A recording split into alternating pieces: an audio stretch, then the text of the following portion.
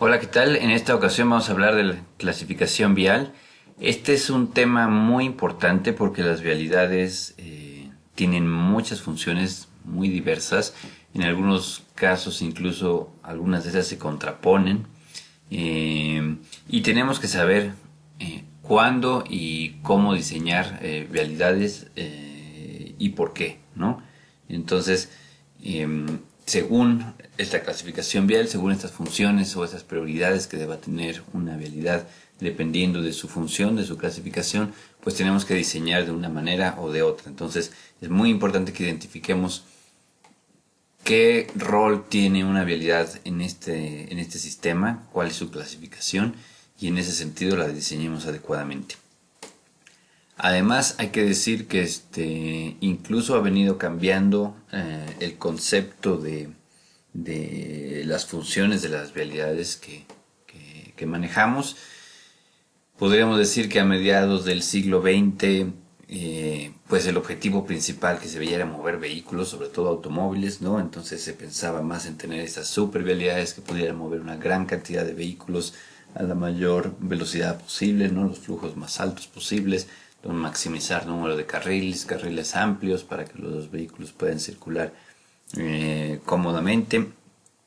Y en los últimos años, en las últimas décadas, nos hemos dado cuenta que teníamos que cambiar de paradigma y que necesitamos diseñar vialidades pensando mucho más en la seguridad vial, en la sustentabilidad, ¿no? Entonces que tenemos que apoyar más o diseñar más para vehículos más sustentables, modos de transporte más sustentables y no necesariamente el auto, y que tenían que convivir todos estos de forma segura y además crear un espacio público agradable en donde pudiéramos convivir de buena manera, ¿no? Con una distinta calidad de vida y no estos ambientes totalmente diseñados al auto, donde tengamos tal vez, no sé, 5 o 6 carriles pavimentados que de repente son muy hostiles, que generan ruido, contaminación, inseguridad, etcétera, ¿no? Entonces, también hay que notar que ha cambiado no ha cambiado nuestra percepción de lo que deberían ser las vialidades o nuestras prioridades, y en ese sentido eso debe reflejarse también en nuestro diseño vial y la clasificación vial que utilicemos. Ok, en cuanto a generalidades, bueno, un sistema vial requiere estar integrado por distintos tipos de vialidades que cumplen distintas funciones, ¿no? Existen muy diversos tipos de clasificaciones, de hecho, si van a cada país, suele haber una clasificación distinta, algunas son reducidas, consideran solo 3 o 4 tipos de vialidades, otras son muy amplias y ponen tipos y subtipos y tienen una clasificación mucho más amplia, ¿no? Entonces, esto a veces tiene ciertas implicaciones en temas de regulación, pero también tiene muchas aplicaciones en términos de diseño, ¿no? Entonces, hablando de estos conceptos generales, hay distintas, como decimos, hay distintas funciones que cubren las vialidades. Una puede ser la de dar acceso, por ejemplo, a predios, y otra la de permitir los recorridos largos, ¿no?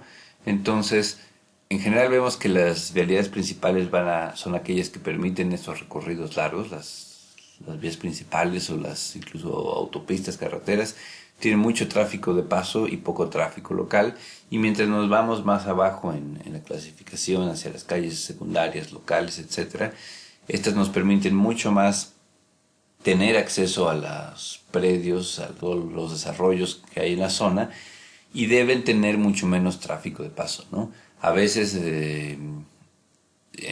se mete tráfico de paso en calles secundarias o locales, lo cual no debería darse, y nos habla de que hay un problema tal vez de diseño, de operación, pero generalmente las calles locales pues deberían tener tráfico local, que es el que está teniendo acceso a estos desarrollos en la zona local, ¿no?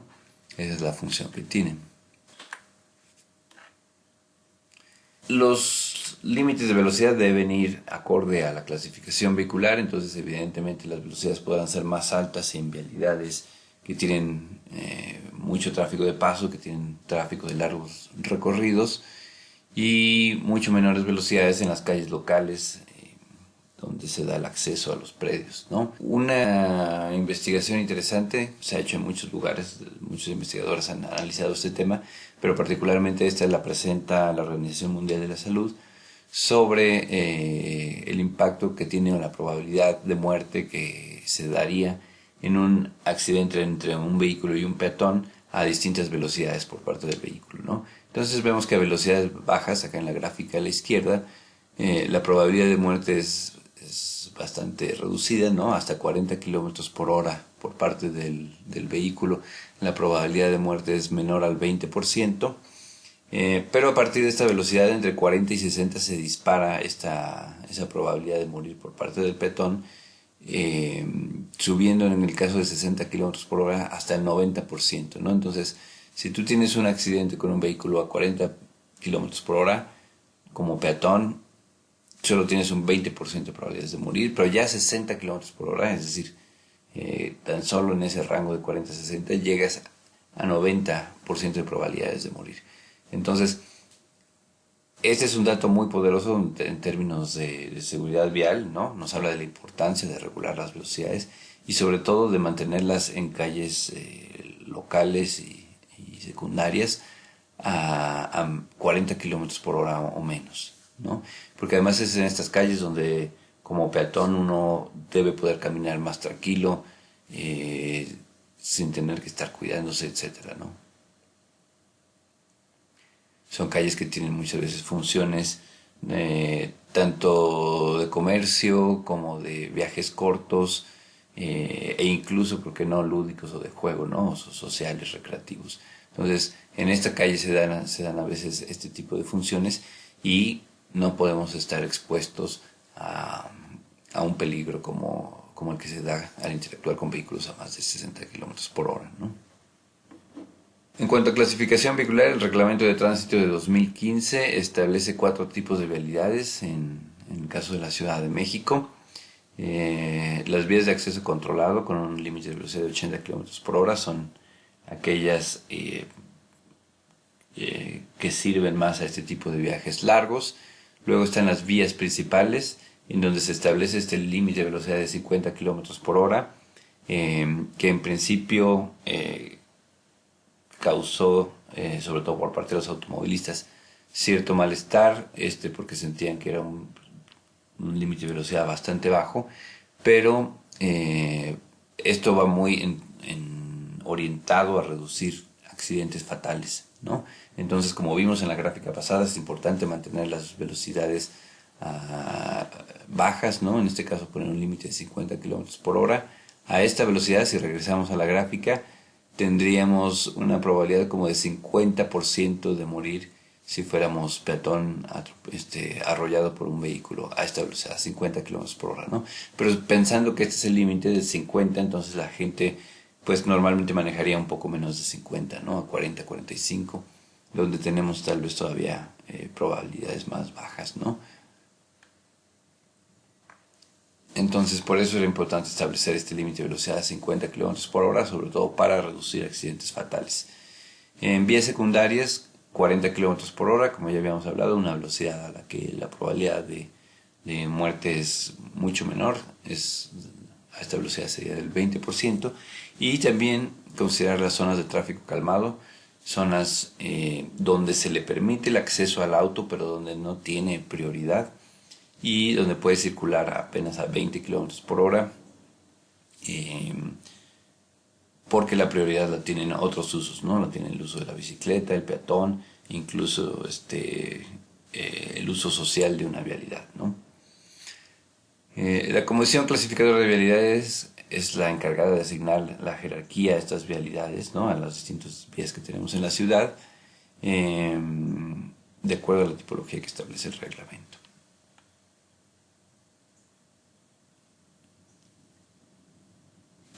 Entonces, ¿cómo se definen estas vías? Las vías de acceso controlado, según el artículo 178 de la Ley de Movilidad, son vías primarias cuyas intersecciones generalmente son a desnivel, cuentan con carriles centrales y laterales separados por camellones, ¿no? La incorporación y desincorporación al cuerpo de flujo continuo deberá realizarse a través de carriles de aceleración y desaceleración en puntos específicos.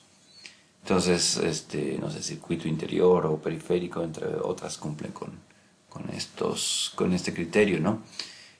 ¿Cuáles son las vialidades primarias? Es un espacio físico cuya función es facilitar el flujo del tránsito vehicular continuo controlado por semáforo, ¿no? Entonces aquí tenemos intersecciones semaforizadas con cierta frecuencia entre distintas zonas de la ciudad con la posibilidad de reserva para carriles exclusivos, ¿no?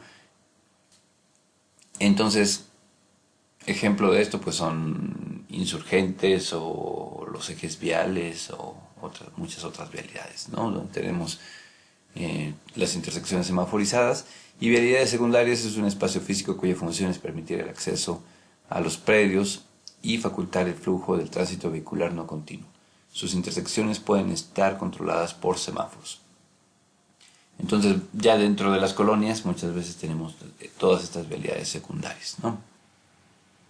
Que tal vez lo hayan escuchado, pero en 2019 una controversia por la clasificación de 11 tramos viales que pasaron de principales a de acceso controlado, aumentando el límite de velocidad por ende, ¿no? Algunas fueron Insurgentes Sur a la altura de Ciudad Universitaria, Calzada Vallejo y Avenida 100 metros entre Río Tlalnepantla y Eje 3 Norte, algunos tramos de Eje 5 Norte y 3 Oriente, etc. Pueden ver, ahí hay una liga para ver esta noticia si les interesa. Entonces aumentaron el número de kilómetros considerados vías de acceso controlado y tuvo este impacto en la velocidad de operación. Cabe decir que estas velocidades de 80, 50, 40 kilómetros por hora son las que rigen en ausencia de límites de velocidad o señales de límite de velocidad que especifiquen otra cosa, ¿no?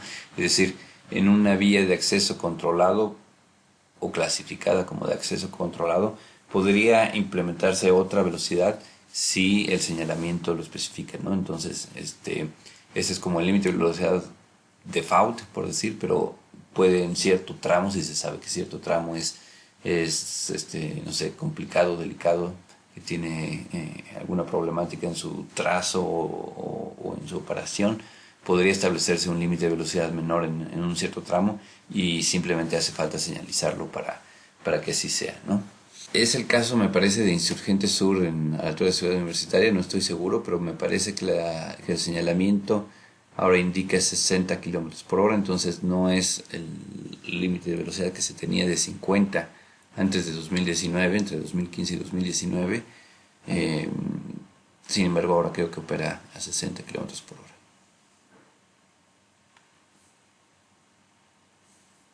Entonces, estas son la cantidad de vías de cada tipo que hay en el caso de la Ciudad de México, ¿no? Tenemos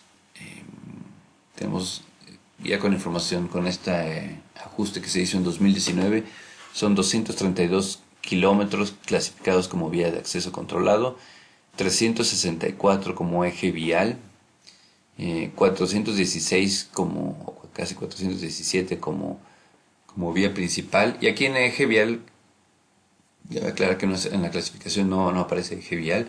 El eje vial es un tipo de vía principal, ¿no? Pero aquí lo desagregaron por ejes viales y vías principales.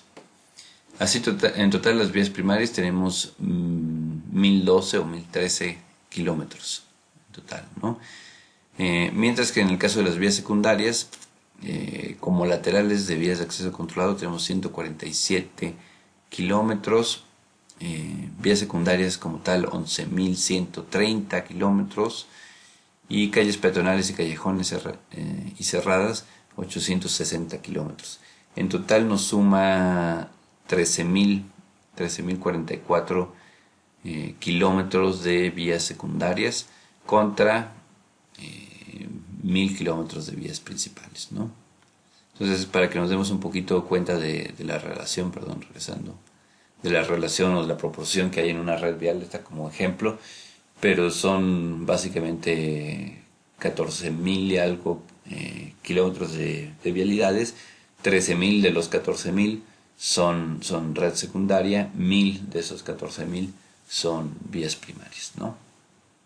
Entonces más de un 90% la red secundaria menos del 10% la red de vías primarias.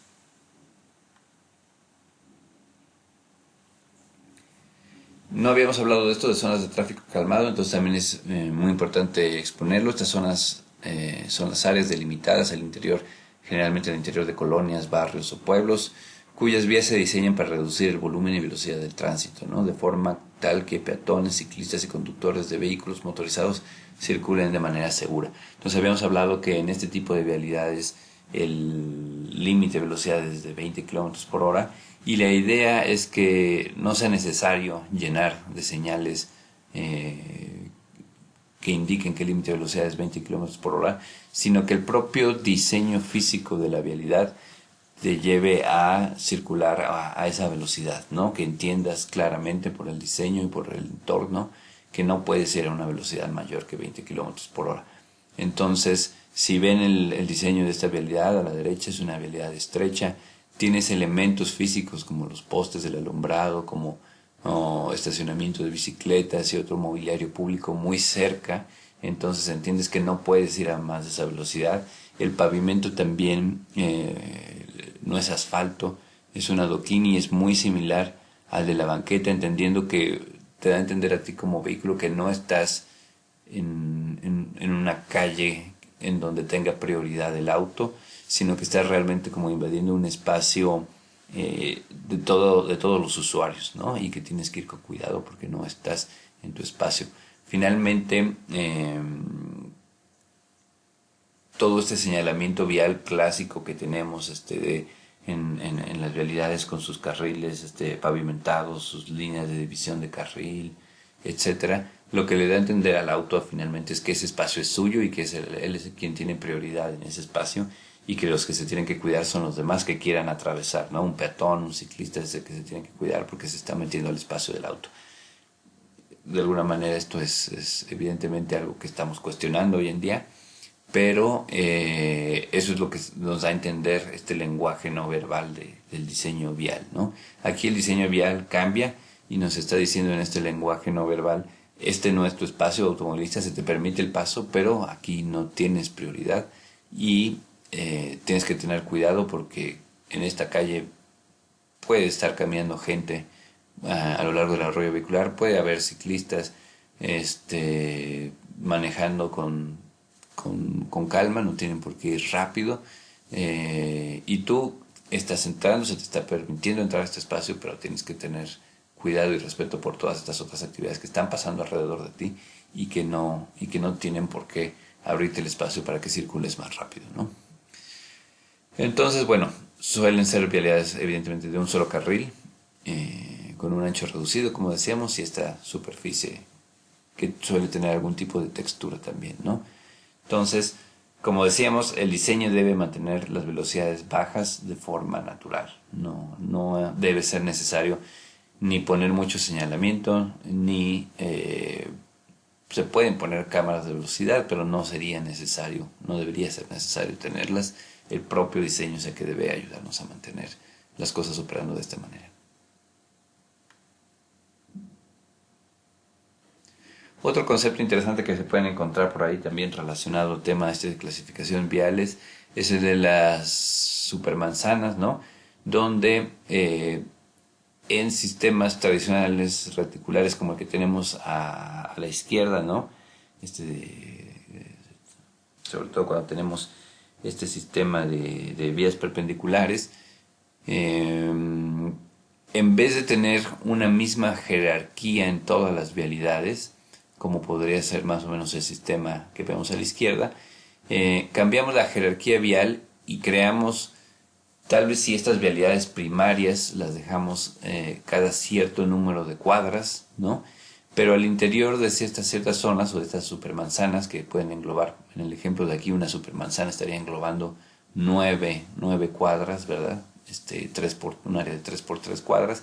Obviamente muchas veces tenemos un sistema vial mucho menos cuadriculado, más con formas más sui generis. Entonces tenemos que ajustar este concepto al sistema vial que existe, ¿no? pero se puede hacer sin mayor problema. Aquí se simplifica un poco, pero lo que vemos es que entonces en este espacio de 3 por 3 cuadras o de 9 cuadras hacemos una supermanzana, ¿no?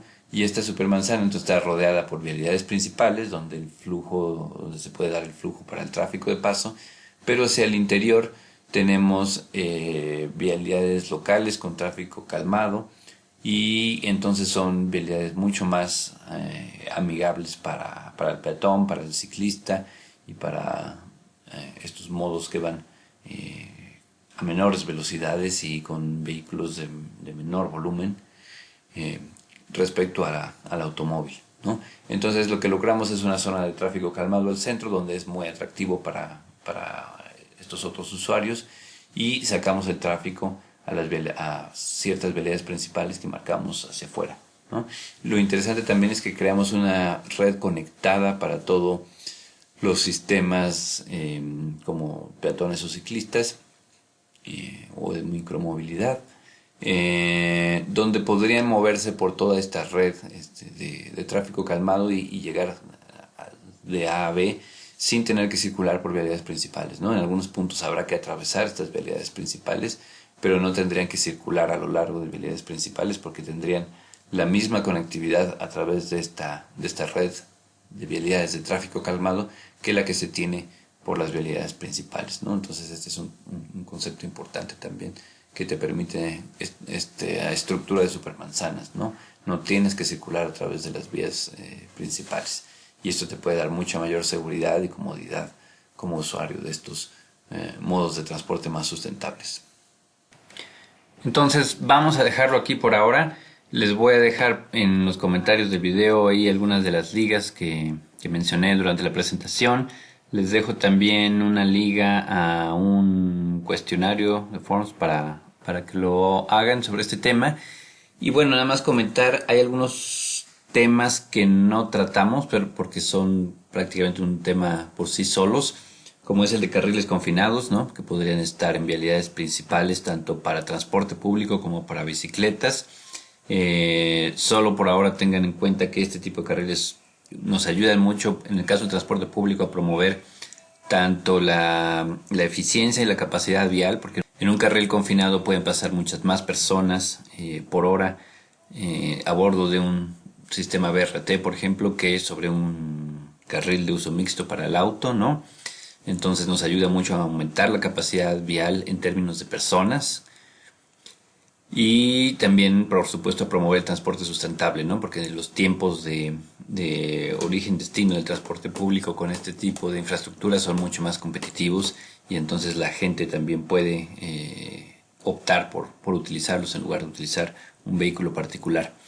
En el caso de los carriles para bicicletas, de los ciclovías, nos ayudan mucho a aumentar la seguridad vial para estos usuarios, y a promover también el transporte sustentable en el caso de la bicicleta, ¿no? Que tiene muchas ventajas en este sentido. Además que tiene una capacidad incluso superior a la de un carril mixto también en términos de personas, así que potencialmente en una ciclovía pueden llegar a pasar más personas por hora que en un carril para los autos, ¿no? Entonces estos son temas importantes. Tampoco tocamos temas de estacionamiento en vialidad, el cual es un tema muy importante para el manejo de la gestión de la demanda del transporte. Entonces por sí solo es un tema que hay que considerar. Y no hablamos de zonas de ascenso y descenso para carga, ¿no? Zonas de bahías de carga y descarga para la distribución de mercancías, sobre todo lo que es última milla. Son temas también muy importantes porque generalmente en nuestras ciudades no se planea para esto, y luego generan pues varios conflictos, ¿no? Con el mismo tráfico vehicular, con peatones, etcétera, porque no está bien diseñado para estas funciones que son muy necesarias, ¿no? Entonces tampoco es que sea algo que debamos que no quisiéramos que pasara en nuestras vialidades. Es algo para lo que hay que diseñar. Entonces, con estas consideraciones finales, pues los dejo. Espero se encuentren muy bien. Cuídense. Hasta la próxima.